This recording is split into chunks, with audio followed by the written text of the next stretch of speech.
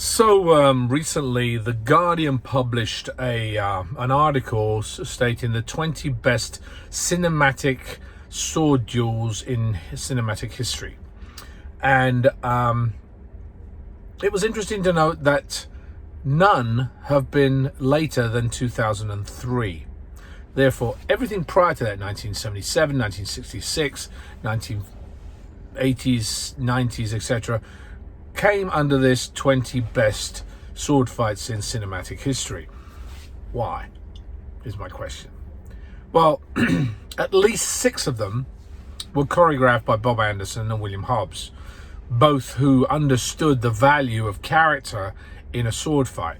I looked at some of these and I was really impressed with the work that Basil Rathbone is an extremely talented swordsman, and fought many other opponents. Always played the bad guy, but his technique, but it was also character within the sword fight. You had a discussion that was happening in the sword fight itself, and watching the others that were there, again, all prior to the 2003. Why is it that it's been now, we're talking 20 years nearly, that there's not been one that's been listed in that particular genre? Because I think a lot of the time we tend to see a lot of bang and action and explosions, and we don't see the story behind it.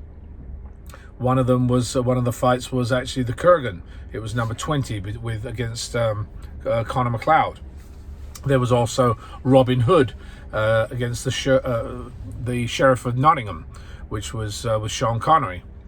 And the interesting thing about these, you're looking at small nuances in some of these fights that actually make you stay engaged and continue the character. They do things such as look where the sun is to see where the fight is, so you get a sense of realism.